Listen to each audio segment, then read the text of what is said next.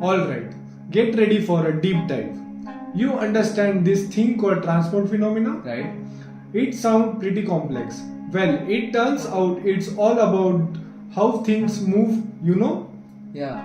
momentum, energy, and even little molecules.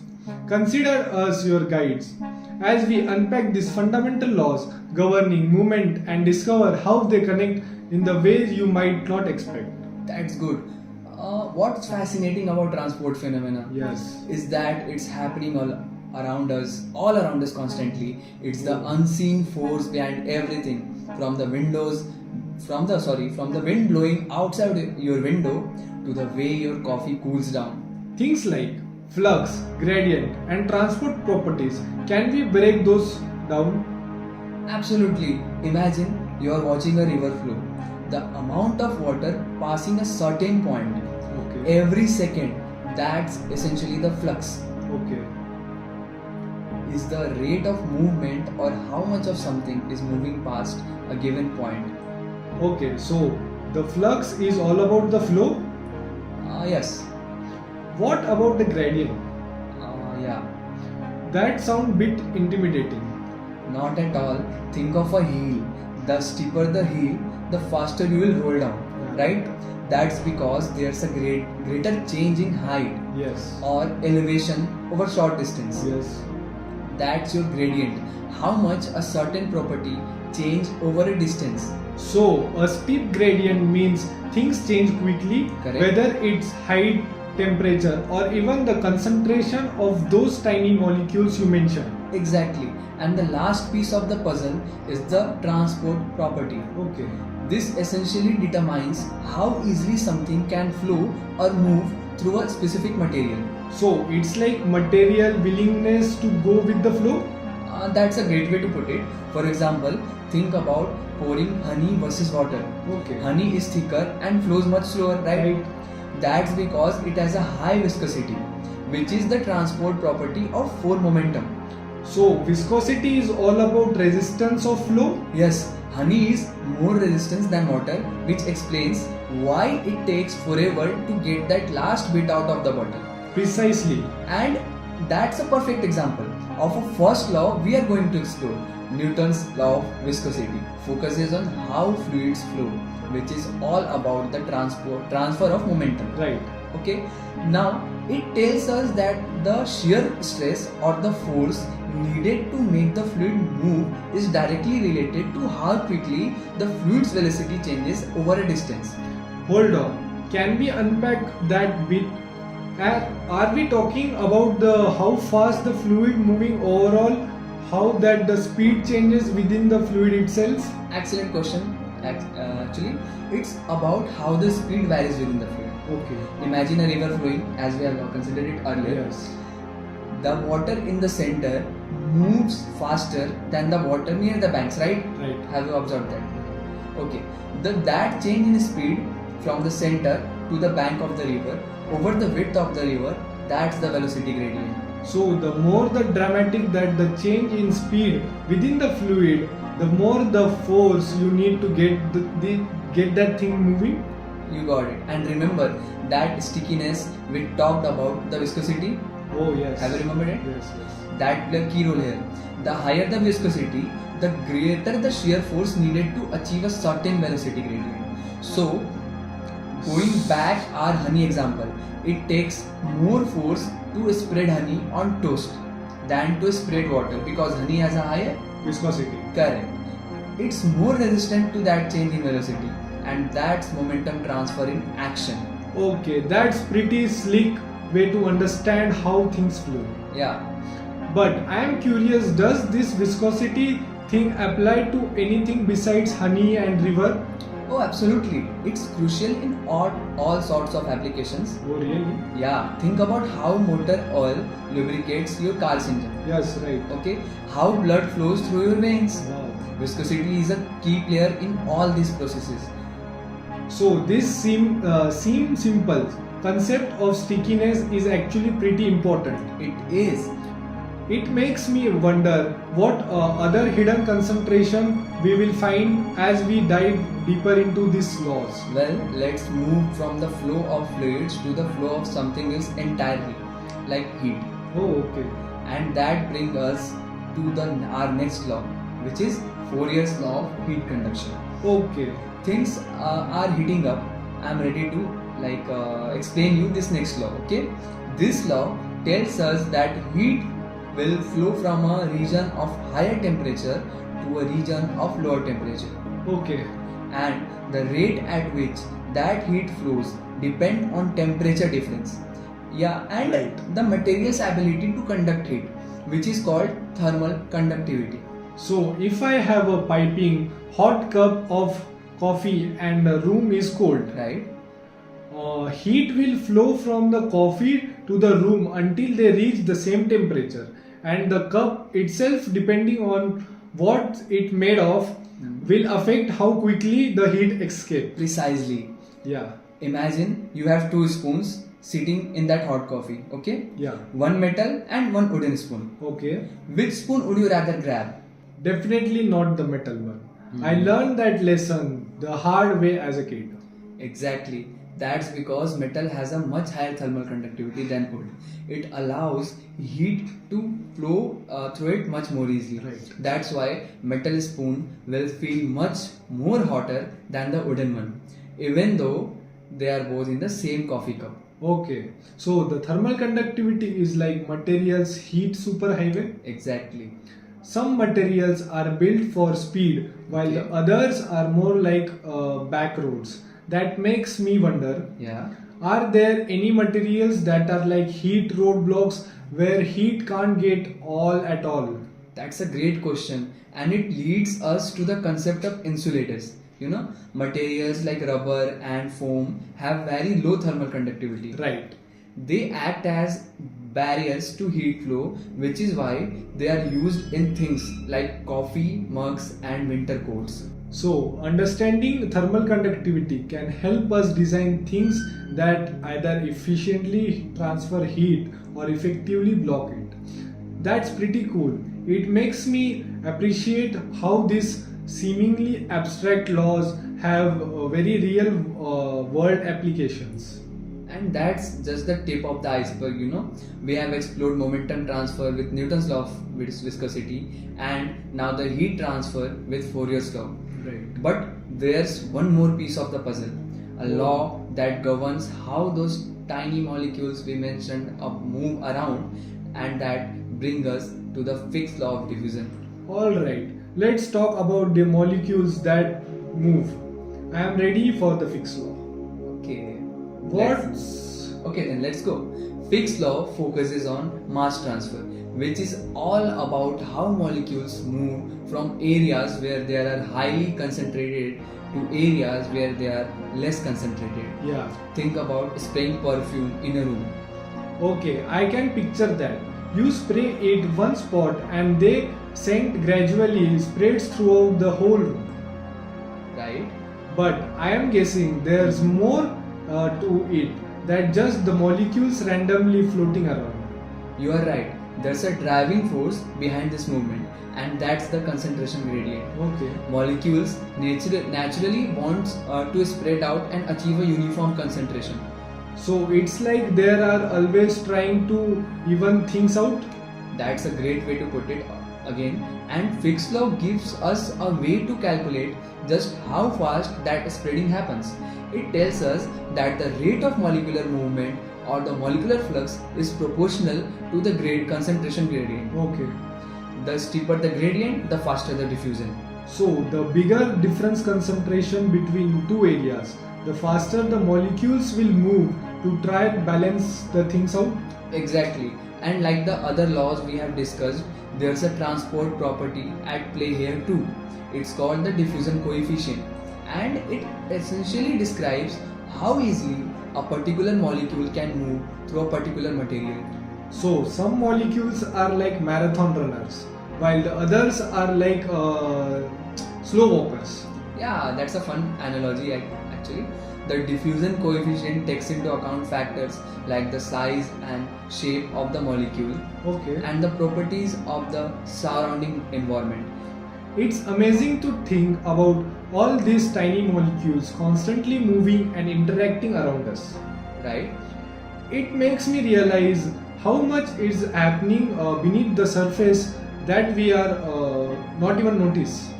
Yeah, it really is. And what's truly remarkable is that although we have been talking about three seemingly different phenomena, momentum transfer, heat transfer, and mass transfer, there's a surprising connection between them, you know? Now that's what I call true deep dive movement. All my ears are open. What's the connection? Okay, well, if you look closely at Newton's law of viscosity, Fourier's law of heat conduction, and Fick's law of diffusion, you will notice a pattern. They all follow the same basic formula. Flux equals a transport property times gradient, correct? Wait a minute. Okay. You are right.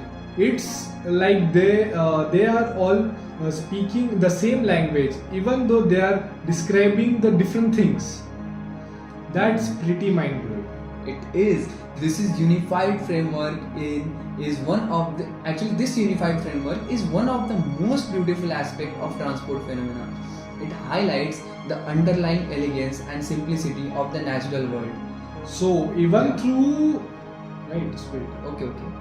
So even through momentum, heat, and mass are distinct entities, the way they move and interact with each other are the same fundamental principles. Exactly, and this realization has profound implications. Okay. You know, it means that understanding how heat flows can actually gives us the insights into how pollutants spread or how fluid moves through pipes. It's a powerful connection. That's incredible. It's like we have unlocked a secret code to understanding how the world works. Exactly.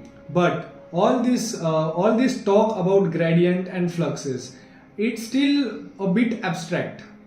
Can Okay. we bring it down to the earth a little? How these laws show up upon our everyday lives? Let's think about something you probably do every day. Making a cup of tea.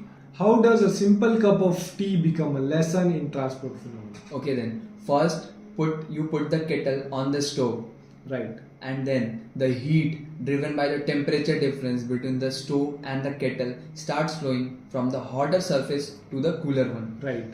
That's Fourier's law in action. Right. Okay. And the material of the kettle matters too, doesn't it? Yeah, Like a copper kettle would heat up faster than a ceramic one. exactly. Copper has a higher thermal conductivity, Right. so it acts as a super highway for heat. You gave us Yeah, us I the example, already mentioned correct? it. So it acts. Copper will act as a super highway for heat, letting it flow through much more efficiently. Now, as the water inside the kettle starts to heat up, you'll notice something interesting happening. You mean those little bubbles that start to rise? Well, even before the bubbles, if you look closely and you'll see the water swirling around, that's convection. And it's driven by the Newton's law of viscosity. As the water of the bottom of the kettle heats up, it becomes less dense and starts to rise. The cooler, denser water at the pot sinks to the bottom, creating a continuous circulation, you know. Oh, so it's like a little dance of hot and cold water, all governed by this law? Yeah, exactly. That's governing law is the law of viscosity. Right. And this swirling motion helps to distribute the heat more evenly throughout the water. It ensures that the entire volume of water heats up efficiently. Now, let's say you have poured your hot water into your mug and you added a tea bag. Yeah. Okay? The moment of truth. What's happening at a molecular level when those tea leaves hit the water?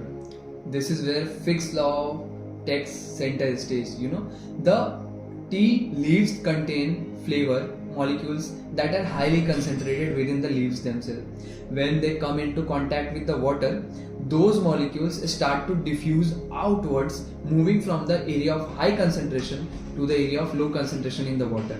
So it's like the molecules are escaping the crowded tea leaves and spreading out into the wide open spaces of the hot water. Exactly. And over time, as those molecules continue to spread, you will notice that the water gradually changes color and takes on the flavor of the tea.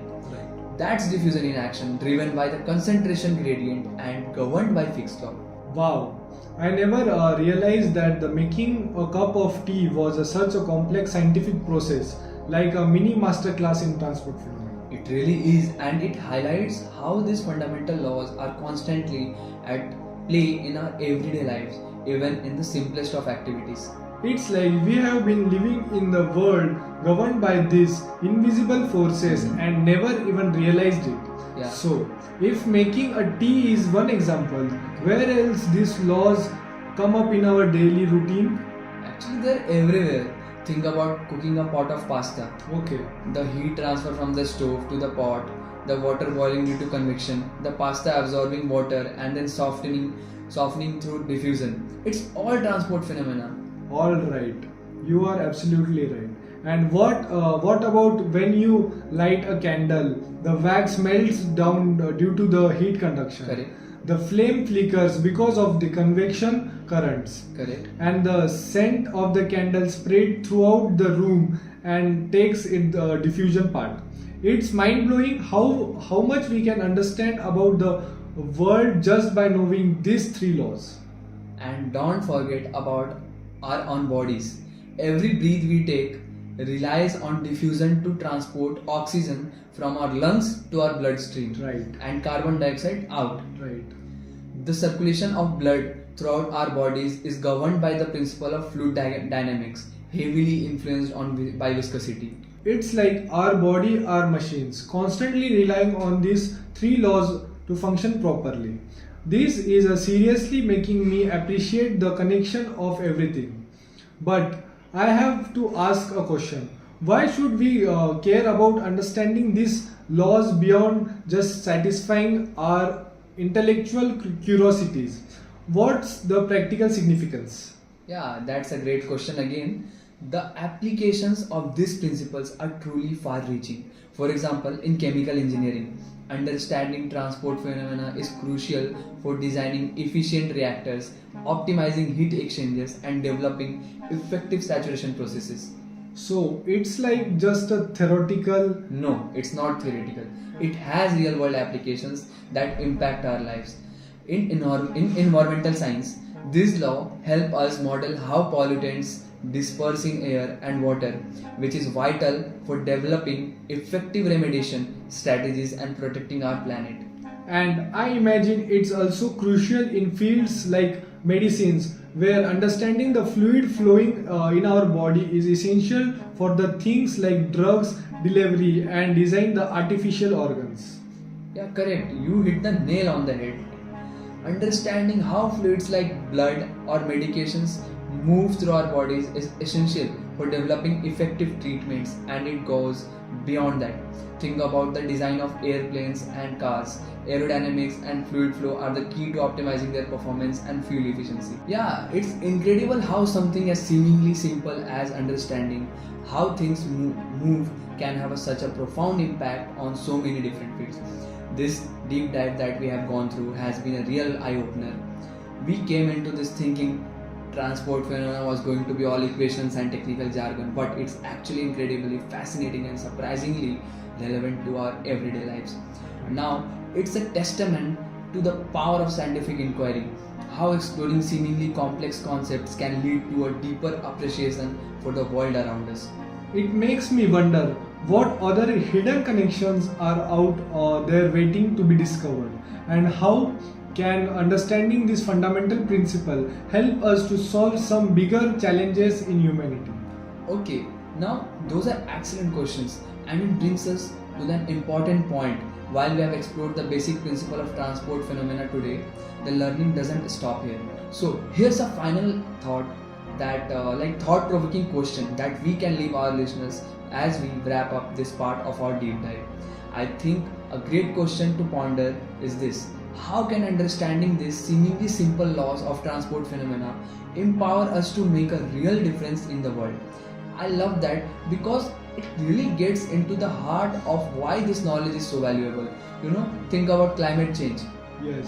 One of the biggest challenges we face is figuring out how to reduce carbon emissions and prevent further warming of the planet. Well, understanding heat transfer is absolutely crucial for developing more efficient energy systems, Yes. designing buildings that stay cool naturally, and even predicting how heat will move through the atmosphere and oceans. So something like figuring out better insulation for our homes is directly tied by the Fourier law. Absolutely. And by understanding how heat flows through different materials, we can make smarter choices about how we build and insulate our homes to minimize energy waste and reduce our carbon footprints. And it goes beyond just buildings. This knowledge can also be applied to designing more efficient solar panels, Wow. developing new battery technologies, and even capturing carbon emissions from power plants. Wow, it's incredible to think that these fundamental laws we have been discussing can play such vital role in tackling such complex global issues. It really highlights the interconnectedness of science and engineering. And it's not just climate change. Think about access to clean water. Millions of people around the world lack access to safe drinking water. And one way to address this challenge is through desalination, removing salt from seawater to create fresh water. I have heard of desalination plants, but I have never really thought about the science behind them. How do the transport phenomena come into their picture and play the role? Desalination relies heavily on principles of mass transfer. There are different methods, but many involve using membranes to separate the salt from the water. Understanding diffusion and how molecules move across those membranes is essential for optimizing the efficiency and cost effectiveness of these processes. So, by applying the Fick's law, we can essentially create a clean drinking water from a seawater. That's incredible. It is, and it demonstrates how understanding these fundamental principles can have a real impact on improving people's lives. It's amazing to see how something that started as a deep dive into scientific laws has led us to the conversation about climate change and access to clean the water. It really underscores how science is not just about the abstract concepts. It's powerful tool for solving the world problems. Yeah, exactly. It's obviously a powerful tool for solving real world problems, and that's the beauty of learning process. The more we understand about the world around us, the more equipped we are to make informed decisions and contribute to a better future. This deep dive has been a true journey of discovery. We started with a stack of research on the transport phenomena and ended up into some biggest challenges facing by the humanity. It's been fascinating, insightful, and even bit inspiring. I couldn't agree more. As we wrap up, I want to emphasize that this is just the beginning of your exploration of transport phenomena. There's so much more to learn, so many more connections to make, and countless ways to apply this knowledge into your own life and in the world. So, to our listeners, we encourage you to keep that curiosity alive. The next time you see the steam rising from your coffee, think about the Fourier's law. When you notice the scent of a freshly baked bread filling your kitchen, remember the Fick's law. And as you marvel at the power of rushing river, recall the Newton's law of viscosity. These laws are not just the equations in the textbook, they are the hidden forces shaping our world. And who knows, maybe someday you will be the one applying these principles to develop a groundbreaking new technology, solve a pressing environmental problem, or simply make a delicious cup of coffee. Possibilities are endless. Thank you for joining us on this incredible deep dive into the world of transport phenomena.